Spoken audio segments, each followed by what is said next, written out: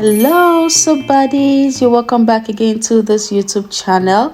It's Whitney Highwire here, and if this is your first time here, you're highly welcome. Please do well to hit on the subscribe button and also click on the notification bell so you'll be notified whenever I drop a new video. In this video, we'll be learning how to make this beautiful Maxi flare gown that has this crisscross strap at the back, and also it has an elastic at the front. So if this is something you're interested in, then do well and keep watching, and also do not touch the dial.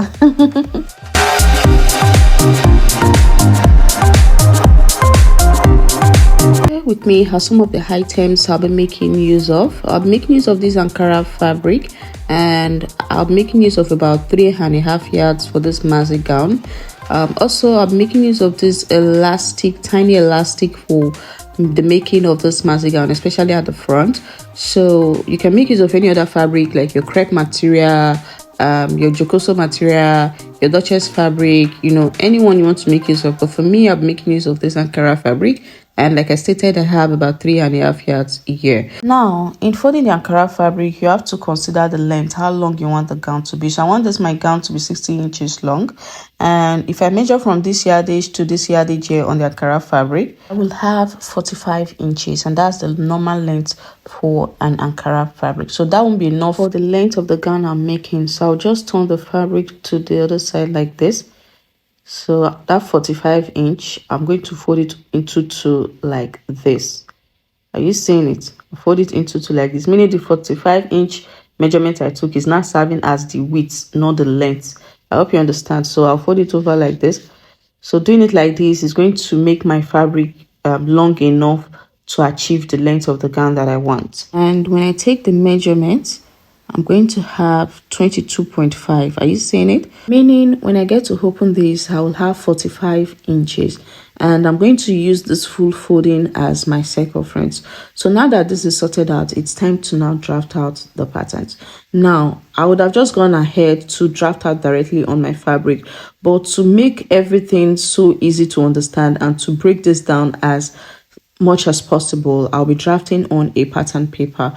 But that does not necessarily mean you should draft on a pattern paper. I just want to explain everything to you so that it will even be very easy for a beginner to understand. And with that being said, let's dive right into the drafting. And as usual, in drafting on a pattern paper, I'll come down from the beginning of the pattern paper by 1 inch like this.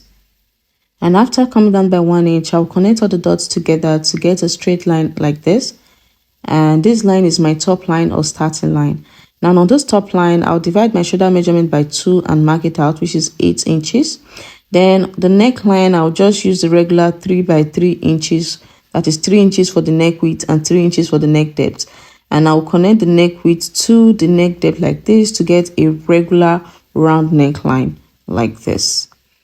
Next is to mark out the armhole depth, and as usual, to get your armhole depth, you divide your round bust measurement by 6 plus 1.5. And the round bust measurement I am working with is 41 divided by 6 plus 1.5 gives me 8.3 inches, and that is what I'm marked out here from the shoulder. And here on the armhole depth, I'm still marking out the shoulder measurement so that when I'm connecting the armhole depth to the shoulder, I will get a straight line like this. Moving on the shoulder here, I'm going to come down by 1 inch like this. And I'll connect this 1 inch to the neck width here to get that shoulder slant or slope. Next is to mark out the chest line, and to get the chest line, you divide your round bust measurement by 4. And the round bust measurement I'm working with is 41 divided by 4 gives me 10.25, and that is what I'm marking right here. And I'll bring in my rule and connect this straight down like this. And this line is referred to as the chest line. Next is to draw out the armhole curve, and to do that, I'll have to get the midpoint from the shoulder slope to the chest line like this, and mark out the midpoint, or whatever I get, I divide it by 2 and mark it out. And from that midpoint, I'll go in by 1/2 inch like this. Next, I'll connect the shoulder slope to the 1/2 inch and also to the bust measurement using my curve rule. But if you don't have the curve rule, you can also go ahead and use your hands to draw out a nice curve like this. Moving on, the next step is to mark out the waistline. Now you can either mark out the front waist length or the back waist length, but for me, I prefer marking out the back waist length, and my back waist length is 14 inches. But here I made a mistake while marking it out. I placed my tape from the very beginning of the pattern paper instead of placing it on the starting line to mark out my back waist length. And I didn't realize this on time, but the moment I did, I had to, come back to rectify this by placing my tape on the starting line and marking out my back waist length, which is 14 inches. So after marking out the back waist length, I went ahead to bring in my rule to connect the dots together to get a straight line like this. On the waistline, I divided my round waist measurement by 4 and marked it out here like this. So I'll go ahead and connect this to the bust measurement like this, or rather to the chest line like so. And after doing this, I'll just go ahead and cancel the wrong line. So this is the back waist length. So moving on, I'll go ahead and cut out this pattern like this. Moving on from the picture, we can see that the maxi gown has no shoulders, but rather it has just the straps. So meaning we're going to cut out the shoulder and create a strap. And to do that, you have to first of all determine where you want the maxi gown to start from. So normally it is always 6 inches from the shoulder, that is 6 inches from the shoulder here, but for me I want mine to be 7 inches from the shoulder. And you can see the way I place my tape starting from the neck width. So I'll go ahead and mark out 7 inches like this. And to make sure I get a straight line, I'll just go ahead and measure from the chest line to what I just marked out. And here I have 1.25, meaning I'll be going up from the chest line by 1.25 like this. After marking this out, I'll bring in my rule to connect the dots to get a straight line like so. And now that I have this, I'll go ahead and cut out the shoulder like this. So this is what I have. And if you wish, you can decide to cut out the strap from the shoulder by just drawing out straight lines like this that are about 0.5 inch wide. And this is it. You have your strap. But I don't feel this is really necessary for this. Moving on, I'll bring in the folded fabric, and take note that this open side will serve as the side of the dress, and also the closed side will serve as the center front or center back of the dress. And I'll be cutting both the front and the back patterns together. So the first step is to mark out the length of the gown, and to do that, remember I cut out 7 inches from the pattern, so I will have to take this into consideration. So in placing my tape, I'm going to start from the 7 inches like this at the beginning of the fabric. Are you seeing it? So if you cut out 6 inches, meaning you place your tape 6 inches at the beginning of the fabric. So I'll place my tape 7 inches at the beginning of the fabric and mark out how long I want this gown to be. So I want this gown to be 60 inches long. With my tape placed like this, I'll go ahead and mark out 60 inches. That is the length I want for this gown. Now, obviously, I'm going to turn the hem of this gown. So I'll be using 2 inches to turn the hem of the gown, and I'll mark out 2 inches from the length of the gown as the hemming allowance. So I'll do that on both sides like this. And remember, I stated earlier on that I want to draft both the front and the back patterns together at the same time. So from this hemming allowance that I marked out, I'll go ahead and fold this fabric into 2 like this. Are you seeing it? Fold it into 2 like this. You can see the 2 inches that I mark out. This way, the front is 62 inches and the back pattern is also 62 inches. I hope you understand. So now that I've done this, I'll go ahead and properly arrange the fabric so that they are equal on this sides as well. And after this is done, I'll go ahead and cut out, making sure that I have the 62 inches on both the front and the back pattern.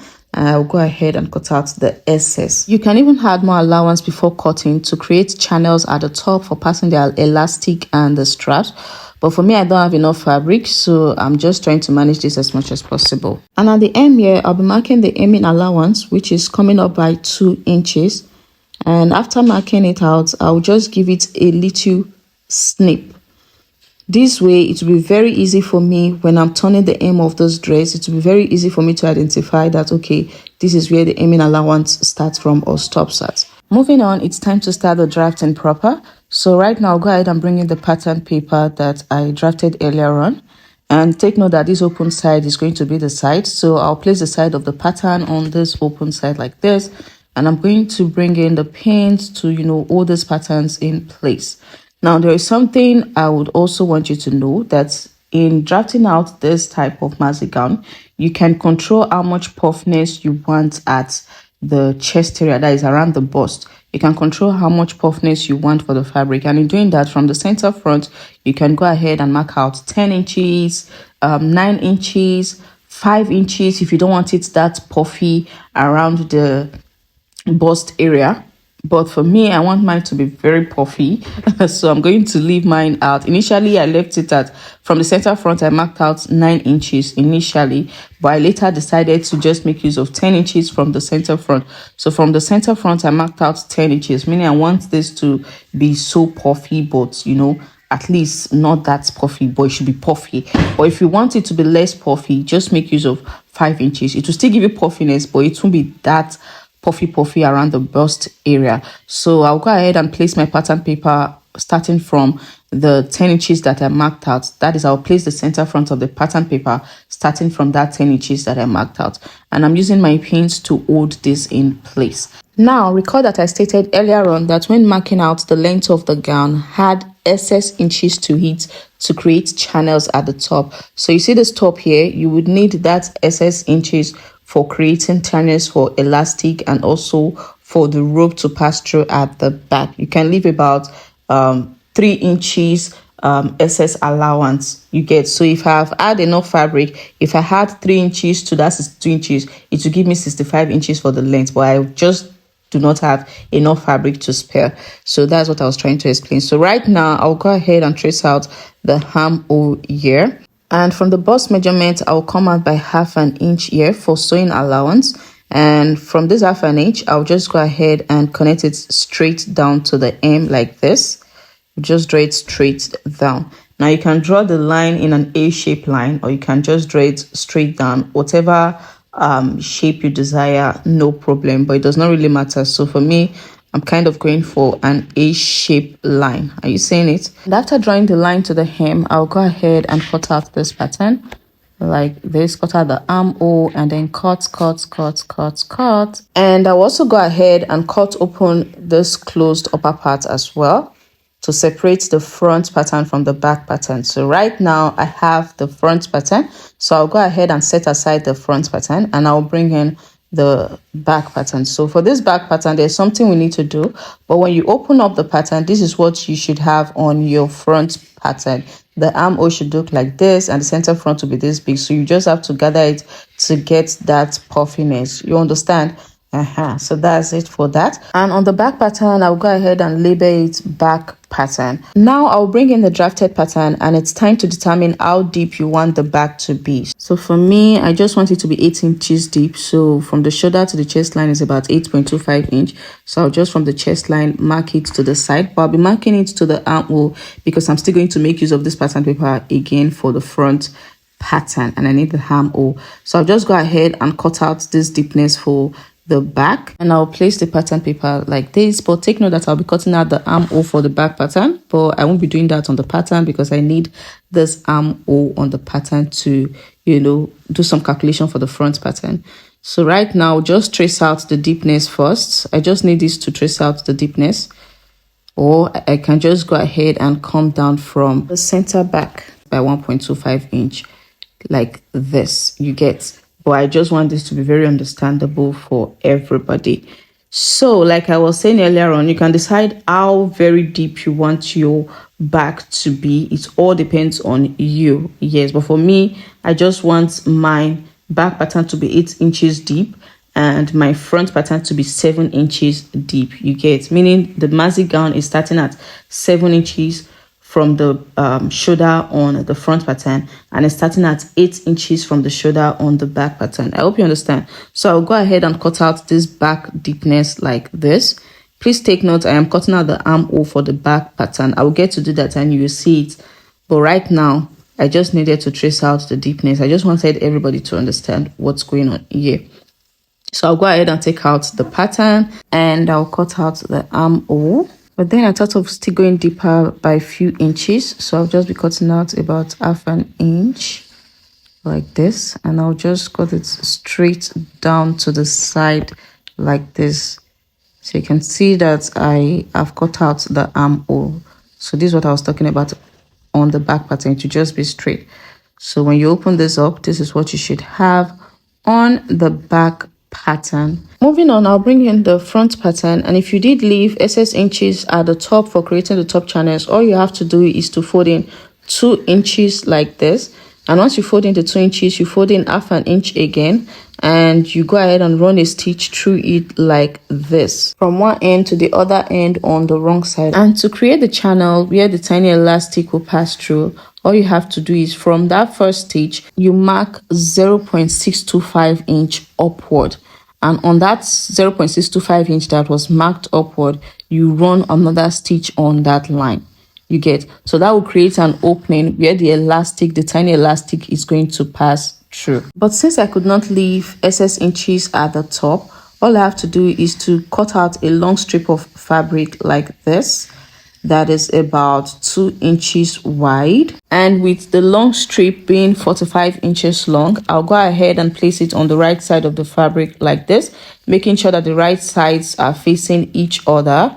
That is, the right side of the strip is facing the right side of the fabric. And I'll close up the top using 0.25 inch. So for now, I'll use my pin to hold this in place so that I can show you what I'll do next after closing up the top. So once I have closed up the top, next I'll bring in the strip of fabric in like this. After closing up the top, I'll bring it over to the wrong side, and I'll fold in half an inch like this and run a stitch through it from one end to the other end.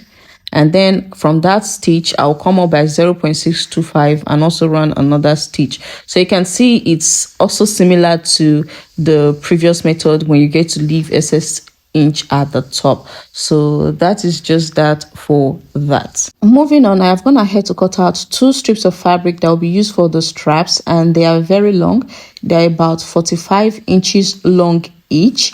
And for the width, they are 1.5 inches wide each. So this is what I'll use for making the straps. So I'll go ahead and close up the sides of each of them by folding them over like this into 2. And then on the wrong side, I'll go ahead and, close up the sides of each of them, and I'll stop halfway. And I'll be using 0.25 inch to close up the sides of the straps. So I'll bring in the back pattern, and it's time to create the channels which the straps are going to pass through on the back pattern. And I've gone ahead to also cut out 2 strips of fabrics that are 25 inches long and 2 inches wide. And I have aimed the edges here. And before sewing in the channels, I will have to get the midpoint of this back pattern by folding it over into 2 like this. And then I'll go ahead and notch the midpoint a little bit, just give it a little cut to indicate that, okay, this is the center of this back pattern.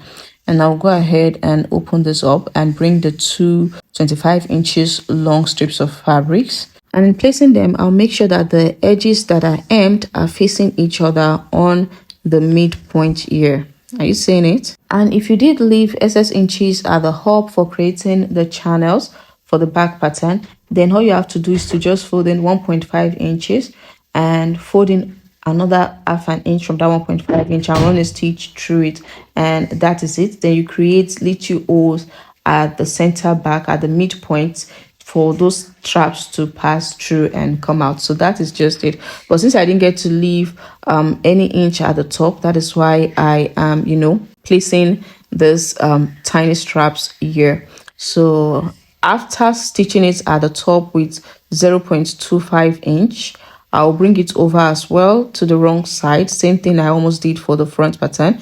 But this time around, I'll be folding in half an inch, and I'll be running only 1 stitch, not 2 stitches, just only 1 stitch.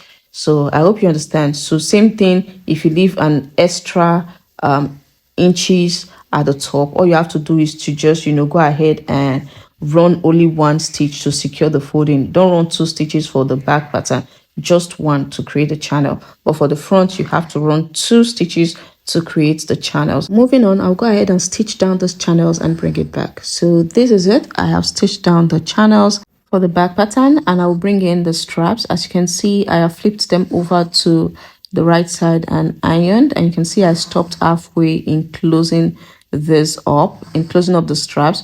So right now it's time to pass the straps through the channels, and in passing them through, I'll make sure that this side that does not have the stitching line is facing me, and I'll pass it through the open space on the midpoint and bring it out at this other end and secure it with a pin on the end temporarily. And I will also bring in the other strap and pass it through the channel, through the midpoint obviously, and bring it to the other end like this, and secure it with a pin on this other end. So this is what you should have. So you can see why this part that does not have the stitch line has to face you. Moving on, I have brought in the front pattern and I have created a channel, as you can see, and right now it's time to pass in the tiny elastic. So I'll be bringing in the pattern paper, and to know how long I'll be cutting my elastic, I will have to take my measurement from the center front of this pattern paper to the armhole here. So let me bring it forward so you see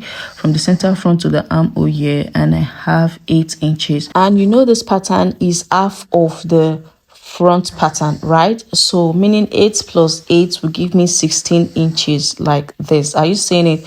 Now to cut out the elastic, I'll be subtracting 6 inches from this 16 inches, which will give me 10 inches. So meaning my elastic is going to be 10 inches long. So I'll go ahead and cut out 10 inches long of tiny elastic, and I'll bring it back so that we can pass it through the channel. And here it is. I have cut out the tiny elastic, so I'll go ahead and pass it through the channel on the front pattern.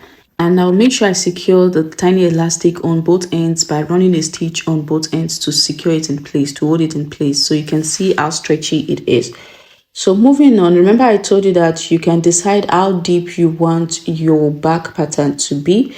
So in creating the deepness, you can just go ahead and curve from the back waist length or from anywhere you want the deepness of your back pattern to be, and you just curve it down to the side like this.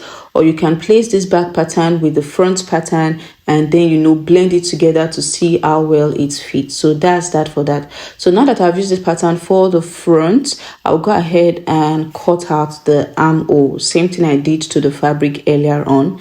So I'll go ahead and do the same thing on the pattern. And now I'll go ahead and measure from the center of the fabric to the side here, and I have 10 inches, meaning in creating these gathers here, in drawing out the straps, from the midpoint here to the side should be 10 inches. You get? So I'll go ahead and spread this out and make sure I have 10 inches here. Are you seeing it? And same thing on the other side. And now I'll also repeat the same thing here. Measure from the midpoint to the side here and make sure I also have 10 inches. And I will go ahead and use my pin to hold the straps at the midpoint here. And you can see the way the straps are running in a crisscross direction. The right strap is going towards the left and the left strap is going towards the right. So right now it's time to close up the sides, and I'll bring in my front pattern and I'll bring in the back pattern and place it on the front pattern, making sure that the right sides are facing each other. And I'll place the sides together and close up the sides using 1/2 inch sewing allowance. Now it's time to completely sew in the straps, and I have done that on one side of the strap already. In closing up the straps, I'll make sure I don't completely close up the side seam around this armhole. So I left about 1 inch space opening, and then I'll bring in the strap that I have completely closed the side and turned over to the right and ironed as well, as you can see. So in determining how long the strap is going to be, now you're going to add what you subtract from your front pattern to what you subtracted from your back pattern at the shoulder. You understand? So remember, at the front I subtracted 7 inches, and at the back I went down with 8 inches by 8 inches. So 7 plus 8 inches gives me 15 inches. So meaning from this midpoint of the strap here to the front is going to be 15 inches, right? So I'll go ahead and mark out the 15 inches on the strap using my chalk. And after marking it out, I will go ahead and bring in the strap. Make sure you iron the strap before using it. I'll bring in the strap, and from that 15 inches, you see the armhole on the front pattern. I will use it to, wrap it like this. Please watch. and I'll use my pin to hold it in place. And I'm going to keep wrapping the armhole of the front pattern like this. In the process, I am using the strap to encase or close up the rough edges of the front armhole. And after enclosing to the side, I'll go ahead and run a clean stitch to secure the strap to the front armhole, and I will cut out the excess strap at the side here, and I will go ahead and completely close up the side seam like so. So that is what I also did here. As you can see, I close up the side seam here, and the armhole is also neatly encased. So that is that for that. And I will also go ahead, and before I take out the pin on the midpoint of the back pattern, I will have to completely and permanently stitch the strap to the channel on the wrong side so that it doesn't show on the right side, using needle and thread. That way the strap will not keep moving, rather it will sit put permanently. So at the hem, it's time to turn the hem. I'll also go ahead and bring in my hemming gum and place it at the 2 inches mark and fold in the 2 inches like this, and also go ahead and fold in half an inch and iron. And you can also run a straight stitch on it as well. So buddies, this is it. You can see how beautiful this is looking, and I'm loving this gown because it is something you can wear almost everywhere and anywhere except maybe strict religious locations or places. And so if you enjoyed this video, and if you found this video helpful and you're here to hit that subscribe button, what are you waiting for? Hit the subscribe button, and don't forget to give this video a thumbs up, and also get to share this video so that other sew buddies that want to make this dress or this gown for themselves and their customer can get to. So see you on my next video. Bye.